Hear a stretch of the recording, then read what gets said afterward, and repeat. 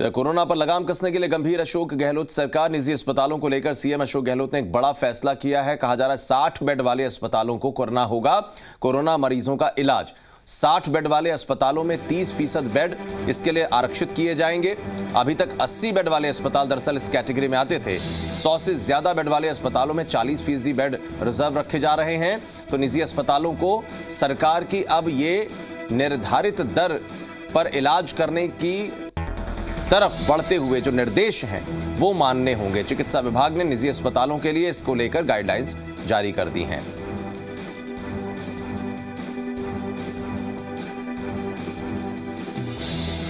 तो 60 बेड वाले अस्पतालों को भी अब कोरोना मरीजों का इलाज करना पड़ेगा। उसके लिए 30% बेड रिजर्व करने पड़ेंगे। जिला अस्पताल में तो जो इंतजाम हो रहे थे सरकारी स्तर पर वो हो रहे थे, लेकिन जो निजी अस्पताल जिलों में बने हुए हैं उनकी तरफ से भी अब इनिशिएटिव लिया जाए, उनसे भी एंटिसिपेट कराया जाए।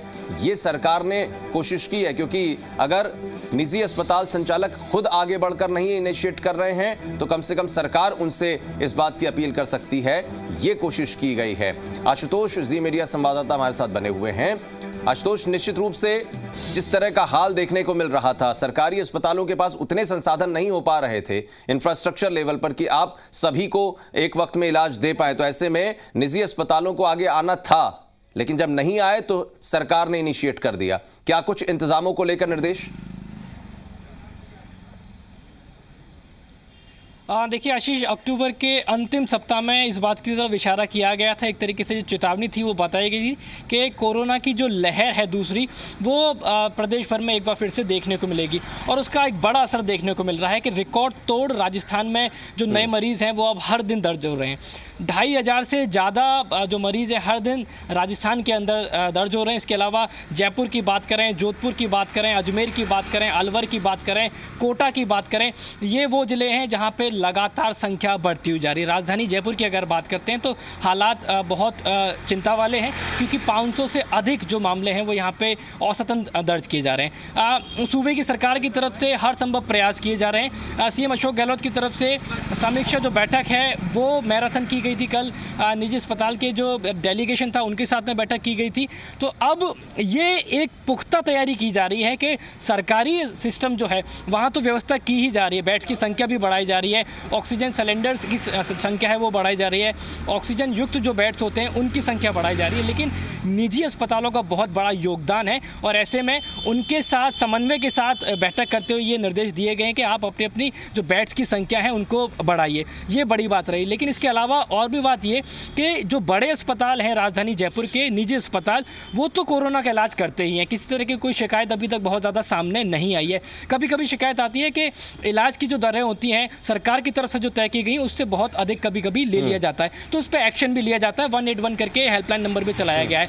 लेकिन वो अस्पताल जो इन अस्पतालों के अलावा बड़ी संख्या में जयपुर में मौजूद हैं, उनके साथ समन्वय के लिए RAS अधिकारियों को नियुक्त किया जाएगा और उन तमाम अस्पतालों की सूची तैयार की जाएगी जहां पे बेड्स हैं, जहां पे ICU है, कि आपको कोरोना मरीज को भर्ती करना पड़ेगा, आप मना नहीं कर सकते। एक बात और बताइए आशुतोष, जो कलेक्टर के स्तर पर पहुंचती हैं और अब कलेक्टर आशुतोष एक बात और, अक्सर ये बात कही जाती है निजी अस्पताल या निजी संस्थानों की तरफ से कि देखिए सरकारी स्तर पर जो संस्थान संचालित हैं उनके पास तो सरकार की तरफ से आर्थिक रूप से या इंफ्रास्ट्रक्चर संसाधन के रूप में बहुत सारी मदद जाती है, लेकिन निजी संस्थानों के पास में जो कुछ होता है वो उनका अपना होता है। जितनी भी व्यवस्थाएं करनी पड़ेंगी, स्टाफ को सैलरी देनी पड़ेगी, हर व्यवस्था में उनको ही सारी तरीके से तैयारी करनी पड़ती है। तो क्या इस निर्देश के बाद सरकारी स्तर पर ऐसे निजी अस्पतालों को कोई सरकार की तरफ से भी सहभागिता दिखाते हुए मदद की जाएगी ऐसे मामले में?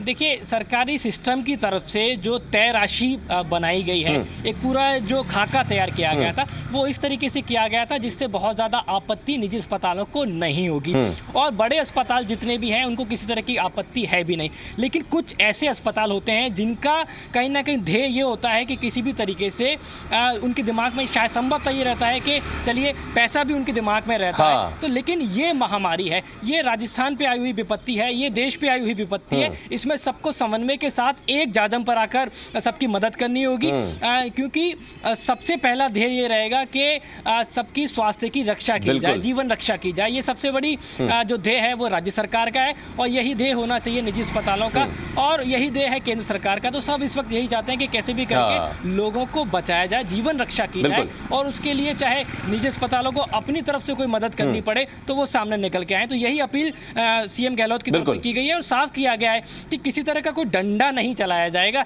किसी तरह की कोई सख्ती नहीं की जाएगी, एक समन्वय स्थापित किया जाएगा। राजस्थान ह्यूमन और ह्यूमैनिटी के ग्राउंड पर आकर आप इसमें सहभागिता कर सकते हैं। शायद इसीलिए एक अपील की गई है कि आप आइए, एंटीसिपेट कीजिए, हमारे साथ रहिए और जिस तरीके की पैंडेमिक सिचुएशन है इसमें लोगों के लिए भी और एक तरीके से कह सकते हैं कि रेस फॉर मैनकाइंड कि आप उनके लिए ऊपर उठकर आइए, अपने आप को लेकर आइए। शायद यही अपील है और इसका असर भी होगा निश्चित रूप से। बहुत शुक्रिया आशुतोष।